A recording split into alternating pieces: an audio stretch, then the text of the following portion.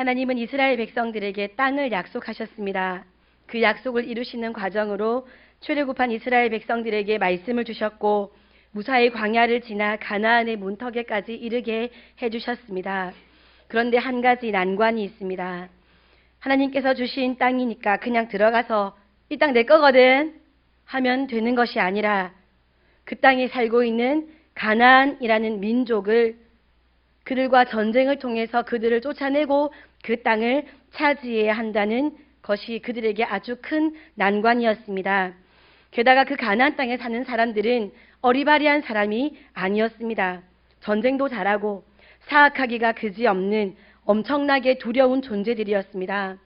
가나안 땅을 정탐했던 정탐꾼들 대부분이 그들을 보고 너무 겁이 나서 우리는 그들 앞에서 메뚜기와 같은 존재다.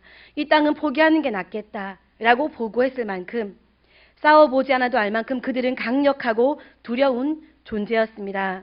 우리는 여호수아와 이스라엘 백성들이 가나안 땅에서 일어난 그 전쟁들의 이야기를 들으면서 그들이 이스라엘과 싸우면 퍽퍽 쓰러지고 다 도망가고 무슨 연합군을 모았는데 연합군을 모아도 전쟁이 안 되고 그런 것을 보면서 가나안 땅에 살고 있던 그 백성들이 그 민족이 아주 약했다고 여기기 쉬운데요. 사실은 그렇지 않습니다. 이 사람들은 문명이 굉장히 발달했고 성벽을 두 겹으로 쌓을 만큼 지혜도 있었습니다. 도시국가 단위로 쪼개져 있어서 그렇지 각각 국가들을 보면 특징적인 강함과 장점들을 가지고 있었습니다. 예를 들어서 북쪽에 있는 헷 족속은 세계사의 히타이트라고 기록되어 있는 곳인데요. 그 일대에서 최초로 철로 무기를 만들어 가지고 있었던 민족이었습니다. 다른 나라들은 청동 무기를 가지고 있었는데 이곳은 철 무기가 있어서 청동 무기와는 상대가 안 되는 전쟁 무기를 가지고 있었고요. 또 가나안에는 철병거라는 것도 있었습니다. 지금으로 치면 탱크를 철병거라 할 수 있는데 철병거가 10대가 있으면 보병 200~300명은 아주 쉽게 싸워 이길 수 있을 만한 전쟁 무기를 가지고 있었다는 것입니다. 이런 강력한 민족들이 다 이스라엘이 점령해야 할 대상이었습니다. 그런데 가나안은 물자와 무기만 월등한 것이 아니라 신체적으로도 비교할 수 없을 만한 대상이었습니다. 헤브론의 가나안 사람들은 기골이 장대했습니다. 정탐꾼들이 보고했던 아낙 자손은 골리앗 같은 거인 민족이었습니다. 가나안 남부 지역 헤브론에는 이런 거인 민족이 살고 있었습니다. 한참 뒤에 다윗이 골리앗을 죽이고 영웅이 된 사건을 들어보셔서 아시지요? 그런데 여호수아 시대 때는 그런 골리앗 같은 사람이 너무 많았습니다. 한 명이 아니라 너무 많았습니다. 그 거대한 몸집을 가진 사람이 장군이 아니라 그냥 길에서 흔히 보이는 평범한 사람이 골리앗 같은 사람이었습니다. 이스라엘이 이들과 싸워서 전멸을 시켰는데 그 중에 일부가 살아남아서 그들이 블레셋으로 도망갔고 그 후손 중에 한 명이 골리앗이었습니다. 다윗이 골리앗을 이긴 것도 대단하지만 여호수아 시대 때 이스라엘 백성들은 그 골리앗들을 모아놓은 민족과 싸워서 그들의 땅을 빼앗기까지 했습니다. 엄청 대단한 일이 그들에게 일어난 것입니다. 가나안에 살던 민족들은 어리바리해서 자신들의 땅을 빼앗긴 것이 아니었습니다. 문명을 가졌고 똑똑했고 기골이 장대했고 신무기를 가지고 있었습니다. 빠지는 것이 없는 민족입니다. 그런데 이스라엘이 이들과 싸워서 이겼습니다. 이들에 비해서 이스라엘은 전쟁 실력이 대단히 좋아서 그래서 그 땅을 빼앗았던 것이 아닙니다. 이 사건은 누가 봐도 이스라엘이 잘해서 이긴 것이 아니라 하나님이 강권적으로 이스라엘에게 이 땅을 주기 위해서 싸워주신 것이고 이겨주신 것입니다. 차지할 수 있도록 해주신 것입니다. 결론은 하나님은 약속을 하시면 그 약속을 지키신다는 것입니다. 맞습니다. 아멘입니다. 그런데 오늘 조금 이제 다른 방향으로 말씀을 이어가려고 합니다. 하나님이 정말로 약속을 지키시는 분이신가? 무슨 말씀이세요? 저희 보고 다 아멘하게 하셔놓고 그게 무슨 말씀이세요? 우리 한번 본문 3절 4절 말씀을 한번 다시 읽어보겠습니다. 본문 3절 4절입니다. 시작. 내가 모세에게 말한 바와 같이 너희 발바닥으로 밟는 곳은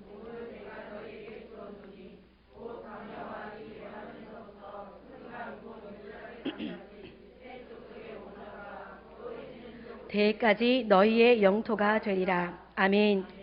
하나님께서는 이스라엘에게 이렇게 약속해 주셨습니다. 엄청난 규모의 땅을 그들에게 주시겠다고 정확한 지명을 알려주시면서까지 약속하셨습니다. 남쪽 경계는 여기다, 북쪽 경계는 여기고 동쪽 경계는 여기다 하고 분명히 아주 큰 규모의 땅을 약속해 주셨습니다.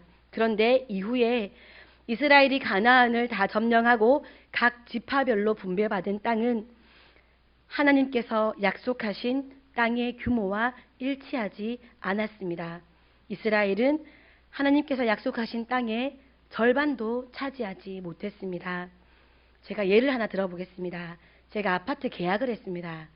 예입니다. 아파트 계약을 했습니다. 제가 무슨 말하면 너무 진지해가지고 진담으로 들으시는 분들이 계셔가지고 아파트 계약을 했는데 예를 들어서 그 집이 50평입니다. 50평.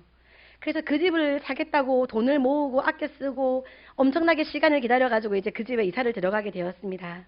근데 이제 집에 이사를 들어가려고 이제 집에 가봤더니 집이 15평 정도의 투룸인 것입니다. 제가 계약을 다 마쳤는데 계약이 제대로 진행된 것입니까? 계약 위반입니까? 계약 위반입니다. 이스라엘은 엄청난 규모의 땅을 하나님으로부터 약속받았습니다. 그런데 차지한 땅은 반도 미치지 못했습니다. 하나님께서 약속을 지키신 건가요? 지키지 않으신 건가요? 땅을 주시기는 했는데 조금 애매하게 되었습니다. 하나님 약속 안 지키셨네요 라고 말하기는 또 그런데 어쨌든 또 약속을 지키셨다 하기에도 뭔가 조금 그런 50평을 샀는데 15평에 살라고 하면 그래도 내 집이 생겼으니까 좋다. 15평에 살란다라고 생각하시는 분 없으시지요? 하나님은 약속을 안 지키신 것도 아니지만 지키신 것도 아니게 되었습니다. 이스라엘은 땅의 사이즈만 적게 받은 것이 아닙니다. 가나안에서 정말로 요지라고 불리는 땅은 거의 차지하지 못했습니다. 이스라엘 평원과 훌라 분지는 차지하지 못했던 땅인데요. 이스라엘에서 최고의 곡창지대입니다. 그래서 여기서 나오는 곡식으로 가나안 전체가 먹고 살 수 있을 만큼 정말 풍요로운 열매를 거둘 수 있는 곳이 이곳인데 이곳을 차지하지 못했습니다. 뿐만 아니라 해안가의 블레셋 평원 차지하지 못했습니다. 북쪽 레바논 산림지대 엄청 좋은 나무들이 많이 자라는 그 땅 차지하지 못했습니다. 주요한 부분들을 차지하지 못하게 되었습니다. 왜 그랬을까요? 하나님께서 초반에 강권적으로 역사하셔서 땅을 차지하게 해주셨는데 점점 하나님이 좀 피곤하고 지치셔서 뒷부분에서는 차지하지 못하게 된 걸까요?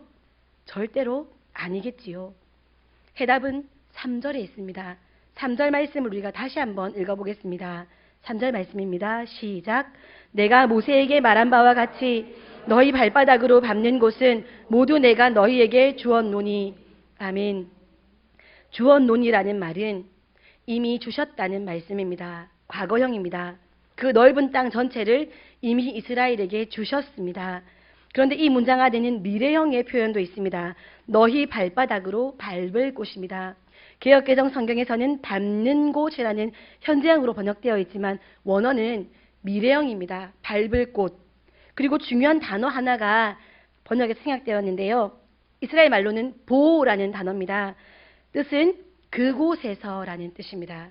그것을 넣어서 번역하면 이렇습니다. 너희 발바닥으로 밟을 곳을 밟은 그곳에서 내가 너희에게 다 주었다. 과거형으로 주셨는데 앞으로 밟을 곳을 또 현재형으로 그곳에서 주셨다고 하십니다. 논리적으로 보면 좀 이상한 문장인데 이런 의미입니다. 땅을 그들에게 이미 주셨지만 그것이 실제로 이스라엘이 땅이 되는 것은 그곳에 들어가서 밟을 그 땅이 밟은 그곳에서 자신의 것이 되는 것입니다. 차지할 때 차지할 수 있는 것이지 주셨으니까 기다리고 구경만 하고 있는다고 내 것이 되는 것이 아니라는 말씀입니다. 분명히 주셨지만 받지 못하는 상황이 생길 수 있습니다. 언제요? 밟지 않을 때. 하나님께서 이스라엘에게 나는 이만큼 너희에게 주었다 라고 말씀하셨다면, 약속을 하셨다면 그 땅은 이미 받은 것과 다름이 없습니다. 들어가서 취하면 됩니다. 하나님의 말씀을 믿고 실제로 그 땅을 차지하려고 하는 사람은 차지할 수 있습니다. 하나님의 능력이 부족해서도 아니고 하나님의 약속이 불분명해서도 아닙니다. 하나님의 약속에 대한 믿음이 없었기 때문에 이스라엘은 약속하신 땅의 반도 차지하지 못하게 된 것입니다. 물론 그 거대한 민족들과 싸우겠다고 들어가는 일이 쉬운 일이 아니라는 것은 잘 알고 있습니다. 하나님께서 전쟁을 해주셨고 하나님이 이기게 해주셨지만 그들도 애를 쓴 것은 사실입니다. 말씀에 순종해서 말씀하신 만큼만 움직여야 했고, 말씀하신 대상과 싸워야 했고, 또 말씀이 없으면 멈추어야 했습니다.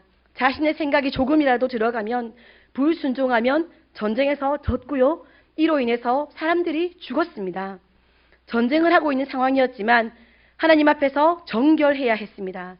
그 상태로, 정결을 지킨 상태로 장대한 가나안 족속과 전쟁을 해야 했습니다. 그들도 지치고 힘들었을 수 있습니다.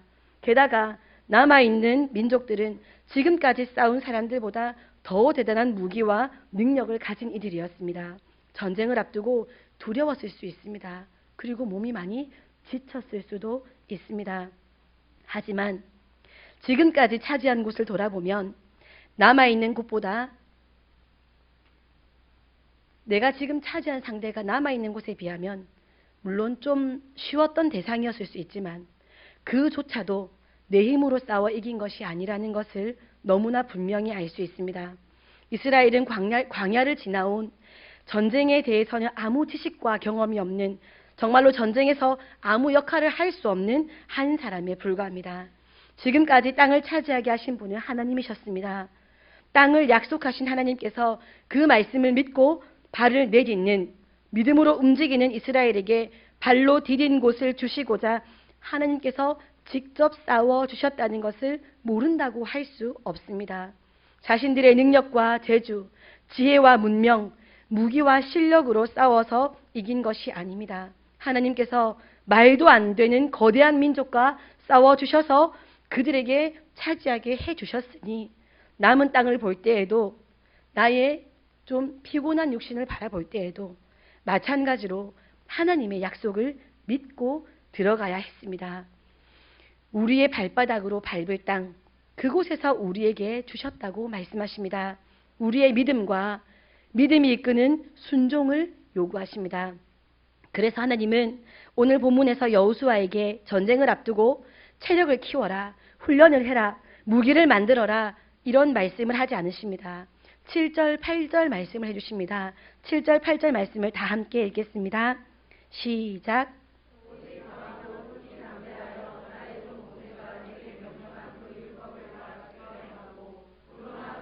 치우치지 말라. 그리하면 어디로 가든지 형통하리니 이 율법책을 내 입에서 떠나지 말게 하며 주야로 그것을 묵상하여 그 안에 기록된 대로 다 지켜 행하라. 그리하면 내 길이 평탄하게 될 것이며 내가 형통하리라. 아멘. 전쟁을 앞두고 말씀을 아침 저녁으로 어떻게 읽습니까? 전쟁하고 돌아와서 말씀을 어떻게 읽습니까? 말씀 보고 묵상하고 연구할 시간이 어디 있습니까? 전쟁을 해야 하는데요. 쉬어야 하는데요.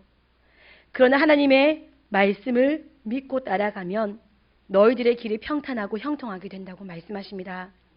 가나안 땅을 차지하는 싸움은 처음부터 칼과 창의 싸움이 아니라 하나님을 믿고 따라가느냐, 발을 내디딜 것인가, 내딛지 않을 것인가 하는 내 안에서의 싸움이기 때문에 반드시 말씀을 묵상해야 합니다. 영광은 하나님께만 돌려져야 하기 때문에 말씀만 따라 움직여야 합니다. 절대로 전쟁을 앞두고 우로나 좌로나 치우치면 안 됩니다. 말씀만 믿고 순종해야 하는 싸움이 가나안 땅에서의 싸움입니다. 이 원리는 우리 구원의 원리에도 마찬가지로 적용됩니다. 씨앗이 모든 땅에 다 뿌려져도 그것이 다 열매가 되지 않습니다. 믿음으로 받지 않은 땅은 씨앗을 빼앗기거나 그것이 죽어버리거나 그렇게 됩니다. 좋은 마음으로 믿음으로 씨앗인 말씀을 받아들인 땅만 열매를 맺습니다. 예수님께서 세상 죄를 다 지고 죽어주셨다. 그것을 믿으면 구원을 받는다. 이 말씀은 전 세계에 선포되고 있습니다. 그런데 이 복음, 이 약속의 말씀을 믿지 않으면 그 사람에게는 이 놀라운 복음도 아무 유익이 없습니다. 이렇게 약속이 있지만 믿음이 없어 혜택을 누리지 못하는 사람들이 너무나 많습니다. 과거 출애굽 1세대가 그랬고 여호수아 시대 때의 사람도 그랬고 사사기에서도 너무 많이 등장하고 선지자 시대 때도 있었습니다. 그리고 오늘날에도 마찬가지로 있습니다. 신앙생활은 이 정도만, 더 이상은 안 돼. 더 이상 요구하면 따라갈 수 없어. 그러면 하나님의 축복도 거기까지만, 더 이상은 안 돼. 더 이상은 너에게 줄 수 없어. 그런 삶, 뭔가 받다 만 삶, 온전한 성취를 하지 못한 삶, 이런 삶을 살아가고 있는 오늘날의 성도님들도 너무나 많이 계십니다. 우리 다 함께 히브리서 4장 1, 2절 말씀을 찾아서 읽어보았으면 좋겠습니다. 히브리서 4장 1절 2절 말씀입니다. 신약 성경 356페이지입니다. 신약 성경 356페이지입니다. 히브리서 4장 1절 2절 말씀입니다.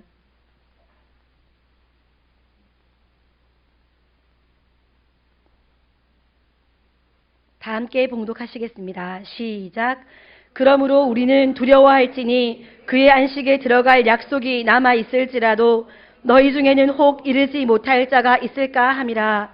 그들과 같이 우리도 복음 전함을 받은 자이나 들은 바 그 말씀이 그들에게 유익하지 못한 것은 듣는 자가 믿음과 결부시키지 아니함이라. 아멘. 두려워하는 마음으로 이 말씀을 기억하시기 바랍니다. 들은 말씀, 하나님께서 주신 복음이 우리에게 구원에 이르도록 유익할 수 있도록 우리가 들은 말씀을 우리의 믿음과 결부시킬 수 있기를 소원합니다. 말씀 마무리하겠습니다. 하나님은 약속을 지키시는 분입니다. 맞습니다. 그리고 우리들에게 좋은 것을 주고 싶어 하시는 분이십니다. 항상 우리를 살리는 말씀을 주시고 우리에게 수많은 복들을 준비하시고 예비하시고 그렇게 우리에게 주고 싶어서 기다리시고 기대하시는 분이십니다. 그러나 사람들이 믿음이 없어 그것들을 취하지 못할 때가 많습니다. 성경 말씀과 설교의 내용이 하나님께서 약속하신 복이 하나님의 계획이 그림에 떡같이 느껴져서 말씀을 읽거나 들을 때 즐겁지 않습니다. 나의 것이 아닌 것 같아서 그렇습니다. 믿고 돌아갔다고 생각했는데 그 말씀은 내 삶에서는 성취가 안 되고 저 사람에게서만 성취되는 것 같아서 이제 말씀을 따라 살아보는 것이 별로 재미가 없는 것 같다. 나한테 하신 말씀은 아닌가 보다. 이렇게 우리가 그것을 성취해내지 못하기 때문에 말씀을 들을 때, 말씀을 읽을 때 그림의 똑같은 말씀이다. 나에게 하신 말씀은 아닌 것 같다. 그래서 진정으로 행복을 누리지 못하고 진정으로 즐겁게 살아가지 못하는 성도들이 많습니다. 그 이유는 그 말씀이 거짓말이고 그 약속이 거짓말이어서가 아니라 우리가 믿음으로 그 땅을 밟지 않았기 때문입니다. 믿음으로 움직이지 않았기 때문입니다. 그것을 취할 수 없는 이유를 먼저 말했습니다. 나는 이래서 그것은 취할 수 없어. 우리가 먼저 타협했기 때문입니다. 나는 그것 받을 수 없어. 우리가 먼저 포기했기 때문입니다. 그것까지 안 주셔도 괜찮아. 이 정도 차지했으니까 만족해. 전적으로 하나님께서 지금까지도 일해 오셨는데 어느 순간 내가 다 해야 할 것 같은 부담감으로 받아들이기 때문에 하나님의 동행하심을 믿지 못하고 주시마 약속하신 말씀을 믿지 못했기 때문에 온전히 성취하지 못한 것입니다. 오늘 본문의 이스라엘 백성들은 어느 부분까지는 하나님께서 승리를 이루어 주셔서 차지했지만 나머지 어느 부분은 마치 내가 싸워야 할 부분인 것 같은 부담감과 나 자신에 대한 나의 무능함에 대한 열등감 때문에 이미 받은 약속의 말씀, 너희 발바닥으로 밟을 땅, 내가 그곳에서 너희에게 주었다 하는 약속을 성취하지 못했습니다. 하나님께서 하신다는 약속을 믿지 못해서 취하지 못했습니다. 약속은 있었지만 믿음이 없어 스스로 포기하고 멈추었습니다. 우리도 그와 같은 결론을 보지 않기를 소원합니다. 복음을 증거하는 자리에서도 요즘은 그런 식으로 전도하면 안 돼. 요즘 사람도 얼마나 똑똑한데 그런 식으로 전도하면 안 돼. 사도 바울 시대 때는 네, 복음을 전해주십시오, 바울 사도님. 그렇게 해서 전도를 받은 것이 아니었는데 똑같은데 지금은 그런 식으로 전도하면 안 돼. 직장에서도 요즘은 직장에서 그런 식으로 광신자 같은 모습으로 직장인들하고 관계하면 전도 안 돼. 적당히 이렇게 해서 관계를 만들어가면서 전도를 해야지. 가정에서도 요즘 애들한테 그런 식으로 막 신앙교육하면 안 돼. 아동학대라는 소리 들어. 우리 삶의 현장에 있어서도 예수님은 온전하다 하셨지만 아이고 죄인인 우리가 어떻게 온전해. 그런 교만한 소리를. 안 돼. 우리는 온전할 수 없어. 천국 가서야 온전할 수 있지. 이렇게 뭔가 받은 것 같지만 뭔가 안 받은 것 같은 50평을 사는데 이상하게 15평을 살고 있는 기분. 가나안 땅에 동쪽은 여기야, 서쪽은 여기고 북쪽은 여기고 남쪽은 여기다. 내 하나님 들어가서는 반도 못 차지하는 뭔가 그런 약속을 받았는데 약속을 이루신 것도 아니고 안 이루신 것도 아닌 것 같은 그런 뭔가 온전히 우리 삶에서 다 누리지 못하고 다 성취하지 못하고 다 행복하지 못하고 다 기쁘지 못한 삶, 그런 삶을 살아가는 우리들의 모습을 바라보면서 그것이 하나님의 약속의 부족함, 하나님의 능력의 부족함이 아니라 하나님의 약속은 성취될 것이고 온전한 것임에도 불구하고 나의 믿음이 그 약속을 온전히 믿지 못했기 때문에, 내가 그 땅을 밟지 않았기 때문에, 내가 움직이지 않았기 때문에, 내가 행하지 않았기 때문에, 그래서 내가 아직 온전히 성취하지 못한 것임을 알고 우리가 그러한 눌려있고 묶여있고 매여있는 것 같은 움직임을 버리고 믿음을 따르는 온전한 순종의 모습으로 살아가는 우리 성도님들 되어주시기를 소원합니다. 어느 정도는 하나님의 영역, 하나님의 나라로 드리지만 나머지 어느 부분에 있어서는 아직은 하나님의 영역이 될 수 없는 것처럼 우리의 성품, 우리의 생활 습관, 우리의 말 한마디, 우리의 마음의 일부를 하나님의 다스리심에서 제외시키는 우리가 되지 않기를 소원합니다. 그것을 합리화하기 위해서 우리의 죄성을 가져다 붙이고 우리가 많이들은 이성 그리고 이론들을 세상의 이론들을 가져다 붙이는 우리가 되지 않기를 소원합니다. 하나님은 온전하시고 계획하신 일과 약속하신 바를 온전히 이루시는 반드시 이루시는 분이심을 믿음으로 그분과 동행하여 우리 모두의 삶에 하나님께서 예비하신 복의 온전한 성취가 있기를 소원합니다. 기도하겠습니다.